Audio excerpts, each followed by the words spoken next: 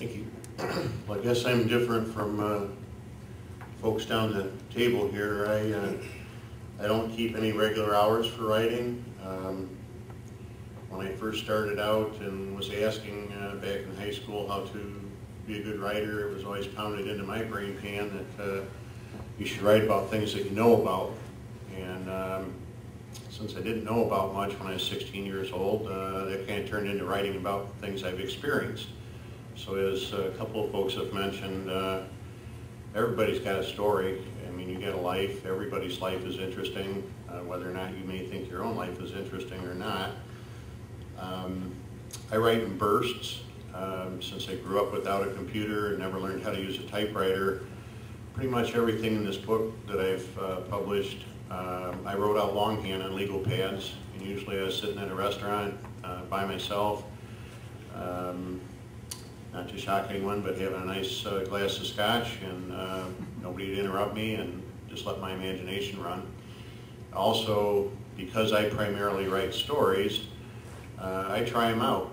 So as I'm thinking up a story and having conversations with friends or even total strangers, I'll run some of my thoughts by them, not in the context of, hey, do you think this is good? I'll just start telling them a story and judge by their reaction whether it's a good one or a bad one.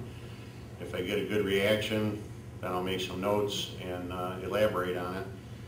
As my wife likes to say, I'm an exaggerator, so I start with a grain of truth and twist it around any way I want that I think might become entertaining. It is really important to have the ability to keep notes. I wake up in the morning a lot of times having had maybe a few dreams that I remembered from the prior night. If I write that stuff down right away, I don't forget it.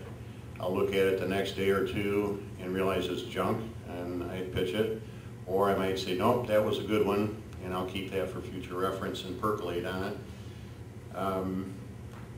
As a couple people mentioned, I read what I write, and after I let it sit for a while and I reread it, if I'm not impressed, it's probably not a winner. So I know I need to do some more work on it. Editing is crucial. I'll go through, by the time I got to the point of publishing these stories, I had probably been through each one of them 10 or 15 times, trying to catch every possible error, improve any little nuance, try and make them funnier than they already were, try not to be repetitive. I love using unusual words, but I catch myself repeating that word that I was so intrigued with in the same story. Well, I used it once, I have to save it for another time. Professional editors are critical. I was dead sure when my book went to be professionally edited that they would have almost nothing to say by the way it changes. And I was really wrong about that.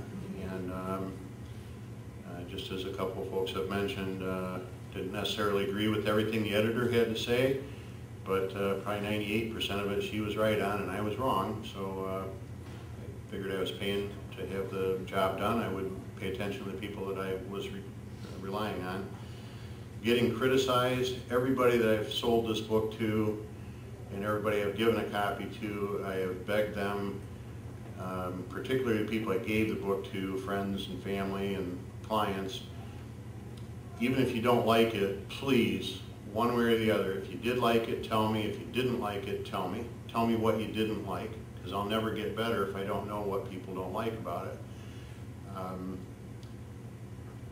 People are very reluctant to do that because they're afraid they're going to hurt your feelings, so you have to impress on them the fact that they're not going to hurt your feelings. You just want to get better at what you're doing.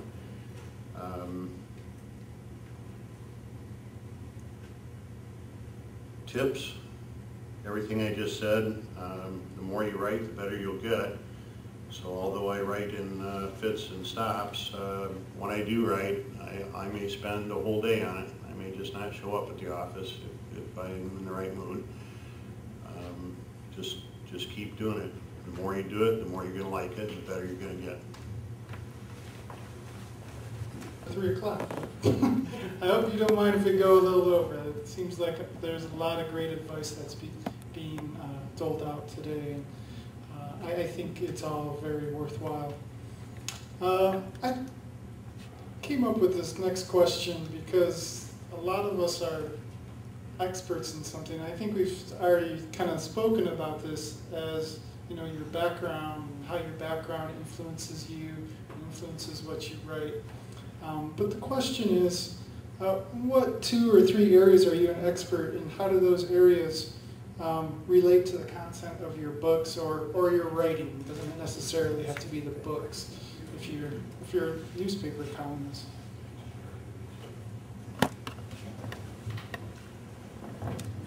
Thanks, Andy. One thing about working as a journalist, and like the other lady, I have no degrees in journalism.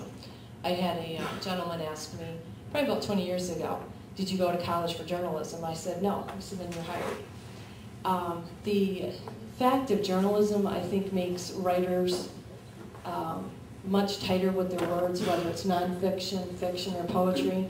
Plus, I also have 3 legal degrees. I have Associate of Science as a paralegal, Bachelor of Science as a paralegal, and I'm a member of the State Bar of Michigan, and also as a military JAG.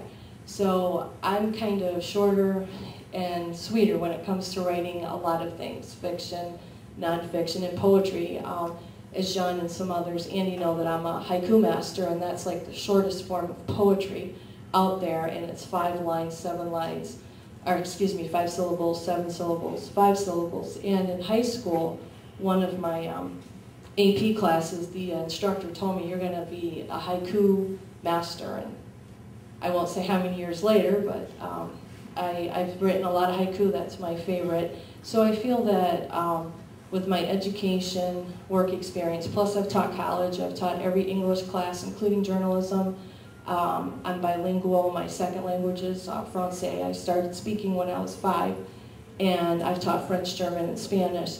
So I've done a lot of different things, and I try to incorporate those things in either my poetry or my fiction or nonfiction. I have 4 books available. I've got 4 others that I'm just so behind between doing events. I do a lot of book signings, author events. I belong to groups.